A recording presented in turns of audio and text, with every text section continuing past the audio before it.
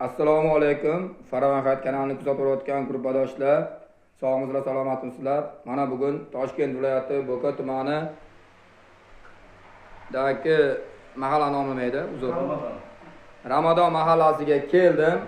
Murojaatchimiz Muhammad opa murojaat qilgan edilar. 2025-yil 3-fevralda o'g'illari og'aynisini avtomashinasida o'rtog'ini voyaga yetmagan o'rtog'i, bu fuqaromiz o'zi ham voyaga yetmagan, ota-onasi avtomashinani ruxsat qarovsiz qoldirib ketganligi uchun, ota-onasining ruxsatsiz avtomashinasini olib chiqib ketib haydaganligi uchun, ehtiyotsizlik qilganligi uchun mana bu fuqaromiz Labo avtomashinasini orqa yuk bagajidan tushib ketgan hamda bosh miya sohasi shikast yegan.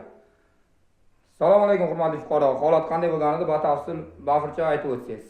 Assalomu alaykum. Kechqurun uydan olib chiqib ketdi soat 7:30da. Kim degan fuqaro olib ketdi sizni? Sarvar Boltayev. Sarvar bor, ha. Va tezlikni oshirib haydab, shu burilish yeganda tezlikni oshirib haydab, voyaga yiqitdi. Undan keyin men eslolmayman. Xullas, bu fuqaromiz yiqilgan. Men o'zim Bo'ka tumani tergovchisining qarorini o'qidim. O'zim xulosa chiqarib oldim. Bu yerda bular 4 ta o'rtoq bo'lgan. 4 ta og'ayni Shopir ismlari kim edi? Sarvar Boltayev. Sarvar Boltayev yondagisi ichida o'tirgan.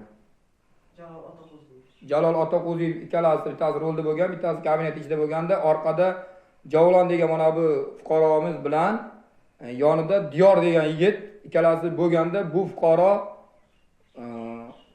Labo avtomashinasini haydayotgan Sarvar degan fuqaroning ehtiyotsizligi tufayli bu fuqaro reski burilish holatida mashinadan tushib qolgan. Va yonidagi Diyor degan yigit Labo avtomashinasini kapotiga 1-2 marotaba urgandan keyingina 50 metr, 100 metrgina yurib keyin to'xtagan. Shu darajada ehtiyotsizlik qilib haydagan, shu darajada e'tiborsizlik qaratgan bunga. Bu narsani mana bu opamiz Muhammad opam Ichki ishlar vazirlikkacha yozganlar. Bo'ka tumani ichki ishlar bo'limiga ham vaqtda murojaat qilganlar. Javob xati qanaqa bo'lib kelgan opajon, o'zingiz batafsil ommaga hammasini bafurcha aytib o'ting. 3-fevraldan beri shu farzandim bilan больницada qilib yotibmiz. Mana endi hozirda suyak qo'yildi bunga. Miyasidagi suyak 10 taraf chakka suyagi sinib ketgan edi. Shu doktorlarning yordamida suyak qo'yildi. Men bormagan joyim qolmadi. Hali bu ishga kiritadilar. Borib tepaga vazirlikkacha chiqdim. Bir xil javob kelaveradi menga. Vazirlikka necha marotaba bordingiz? Hamda Ichki ishlar vazirligi fuqarolar ishonadigan Ichki ishlar vazirligi tashkilot xodimlari sizni qanday qabul qildi va sizga qanaqa javoblar berishdi? Boyagi menga aytganingizni ochiqchasiga ommaga aytib o'tiring. Chunki biz ochiqlik, shaffoflik, siyosat, hozirgi siyosat bo'yicha blogerlarni, jurnalistlarni misol uchun qo'llab-quvvatlayotgan prezidentimiz bo'ladi. Shavkat Mirziyoyev ular uzoq bo'lsin. Batafsil borini borib aytavering. Borganingizni qanday qabul qildi? Qanaqa sizga kutib olishi qanaqa bo'ldi? Sizga qanaqa ma'lumotlar berishdi? Hammasini ochiqchasiga aytavering. Birinchi borganimda, aniqchasini eslolmadim. Seshanba kuni qabul bo'ladi deb eshitgandim. O'zbekiston Respublikasi Ichki ishlar vazirligiga bordim. U kosmonavtlar metrosining oldidagi ikki surishtirib borganimda u yerga kirdim. O'sha qabul vaqti 9 da deyishdi. Pasport hujjatlarimdan kirganda meni ustga olib kirdi. Vazirda o'zi yo'q. Qoraqalpog'iston Respublikasiga o'sha yoqqa ketgan deb aytdi. U yerda bir achkilik, qaysi tumandan kelganini hammani fuqarolardan so'rab surishtirdi. Men Bo'ka tumanidan tergov ishi bo'yicha keldim deb aytdim. Keyin men o'sha bitta xonaga qilib olib kirib, qo'limdagi hujjatlarni ko'rdi. Ko'rgandan keyin tergovchi kim deb o'sha tergovchiga telefon qildi. Telefon qilib, tergovchi bilan gaplashgandan keyin men ozroq joyini eshitdim. Tergovchi telefon qilgandagi voyaga yetmagan u shaxs voyaga yetmagan ekan, unga hech qanaqa ma'muriy ish qo'zg'atilmaydi deb meni arizamni qabul qilmasdan olib qolmayman deb aytdi. Keyin u arizani men olib qolishga majbursiz, men tashlab ketaman. O'shani ariza olib keldim men deganimdan keyin mayli olib qolaman, lekin buni kurator ko'rib chiqadi deb arizamni chekkasiga ikkita hoshiya qo'yib qo'yib, keyin men tashqaridagi o'sha kompyuterda o'tirgan odamga arizamni tashlab ketdim. Undan bir oddiygina javob keldi keyin. Keyingi safar yana seshanba kuni borib, O'sha javob qanaqa kelganiga ayta olasizmi? u javob voyaga yetmagan shaxs o'sha jinoiy javobgarlikka tortilmaydi, moddiy va ma'naviy zararingizni sud qoplab beradi deb sudga berishimni so'rabdi. Javobda oxirida. Keyin yana ikkinchi kuni o'sha seshanba kuni yana bordim. O'rtadan bir bolam больницаga yana tushdi, borib operatsiyalar o'tkazdim. Men yana borib keldim. Undan keyin ham xuddi shu holat bo'ldi, lekin keyingisida boshqa xodiraga u aytdiki, opa ariza olib qolishim shart emas, bu xonaga kiring, men sizga tushuntirib o'taman deb. O'tgan safar ariza berganman deb aytdim. Keyin u menga o'sha arizani bo'ladi, o'sha arizangiz, men siz bilan telefon orqali gaplashaman, ichki ishlar narigi vazirligi borasida tepadagi deb. Men telefon nomerimni olib qoldi-da, uyga kelganimdan keyin ertasidan hech kim telefon ham qilmadi, bir haftadan keyin ham qilmadi. Keyingi safar bordim yana. Keyingisida borganimda o'sha zami deb aytishdi, ismini so'ramanmi. Ikki bordimda yana o'shanga vaziyat hammasini aytdim. Keyingisida yana o'tdan o'zi mana shaxsan shu yigitni o'zi sizni ishingizni ko'rib chiqadi dedi. 2 soat ichida buni ishini hal qilib, mana shuna bo'pti dedi. Men tashqariga chiqib yurdim. Ozroq yurganimdan keyin 1-2 soatlar o'tgandan keyin menga telefon kelyapti, hokimiyatga keling. Sizda soat 3larda majlis bo'ladi, shunga chaqiryapti deydi. Hali bitmagan ishim bir 2 soat ichida bir nima qildi. Shunday deb menga ko'rsatma berdi. 3larda borsam, yerda u aytgan prokuror yo mahalla raisi hech qanaqa bir uchastkavoy ham yo'q ekan. O'sha yerda bir oddiy xodimlar, bitta doktor bor ekan. Majlis o'tkazdi, menga hokimiyatdan qarorni chiqarib berish kerak edi. Shu bilan sizga 9-maydan keyin chiqarib beraman deb turib, 3 kundan keyin qaror chiqdi deb telefon qilyapti. Xullas, gapim orasida aytib o'taman. Men shaxsan o'zim boshqa mahallalarda ham bu narsani qilyapman.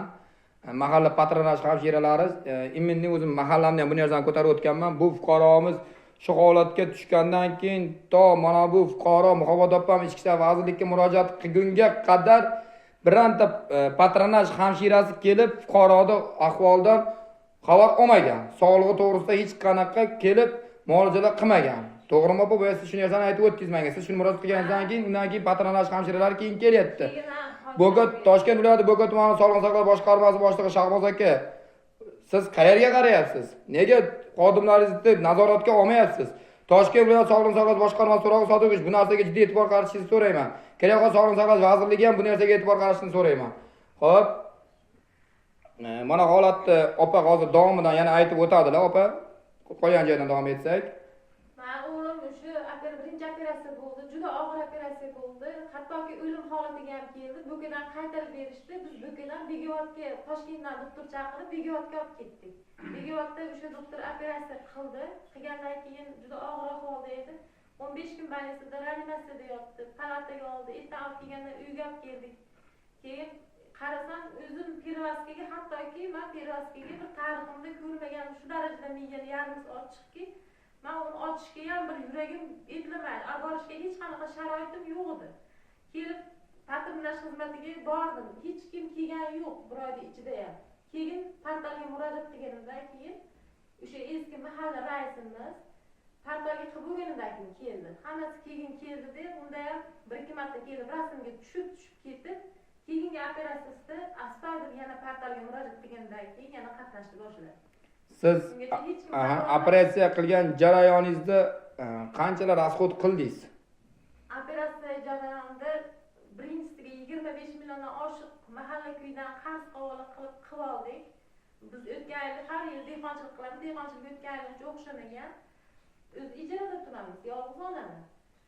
Shuni ham bu operatsiyaga qo'ni-qo'shnilar, mahalla kuylar yordam berdi, qarz qavola evaziga. Ikkinchi operatsiyaga suyak jarayonida $3000 ketishini aytganda ham, men qo'limda mablag' yo'q edi, u yoqqa bu yoqqa murojaat qilib, zo'rg'a u pulni topib, o'sha anaga cho'tga to'ladik. Keyin mana suyakni ham oling, ana suyak ular keldi, qoliplari. $1000 siz Germaniyadan o'g'lingizda suyak sinishi bo'lganligi uchun $1000 ga suyak olib kelgansizlar. $1000 ga. Undan keyin bu opa aytib o'tyapti, men video davomida aytib o'tyapman, men bu narsani korrupsiya deb bilaman, doktor xizmat haqqisiga Shetdan qilmang. Yo'q opajon, ochiqlik. Doktor xizmat haqqisiga $2000 pul olgan bu fuqarodan. Nimaga asoslanib olyapti $2000 pulni? U ochiqdan ochiq korrupsiyani ochiqdan ochiq hozirgi zamonda korrupsiyani yo'q qilamiz deb kurashamiz prezidentimiz bilan birgalikda bir yoqadan bosh chiqazib. Lekin ming afsusda bo'lsinki, hal beri yo'q bo'lmayapti. Sog'liqni saqlash vazirligi immuniy maosh narsaga ham diqqat e'tiboringizni qaratishingizni so'rayman men. Doktorlar operatsiya qilyapti, boshqa ukol qilyapti, kerak bo'lsa perevod qilganiga ham fuqarolardan xizmat haqqi so'rayapti. Hech qanday haqqi yo'q ular, chunki davlat ularga oylik beryapti. O'zi bu opa Namangandan kelib, mana shu yerga necha yildan beri kvartirada turasiz? 20 yildan beri opam shu yerda o'zi kvartirada turgan kvartira, mana hali o'zini boshpanasi yo'q. Turmush o'rtoqlari ishsiz, o'zlari ishsiz. Mana bu yerda mahalla hokimiyatga bu yoq chiqqandan keyin mahalla uyushmasining rahbari Obidov Zohid akaga mahalla raisi aytganda, endi har bitta fuqaroni bilmaydi-ku, Zohid aka tanimaydi.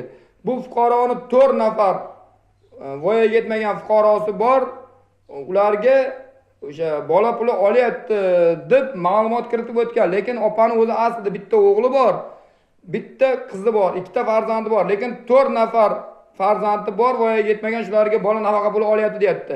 Men tushuncham bo'yicha agar bu 4 ta bolaga nafaqa puli olayotgan bo'lsa, ikkita bolaning nafaqa puli kimning cho'ntagiga ketyapti? Men necha marotaba aytyapman, videom davomida pastdan aytyapman, ba'zi bir qo'shtirnoqdagi xodimlar bor, men universitetni misol uchun har safar aytib o'tyapman, lekin mana imkon qadar o'zi kamayishda bo'lyapti. Mana shu yil Bo'ka tumani hokimi Begmatov Baxtiyor akaga ming rahmat. Mana o'tgan safar eski reyslarni hammasini olib tashlashdi ishdan, chunki birontasining ish faoliyatidan qoniqish bo'lmagan.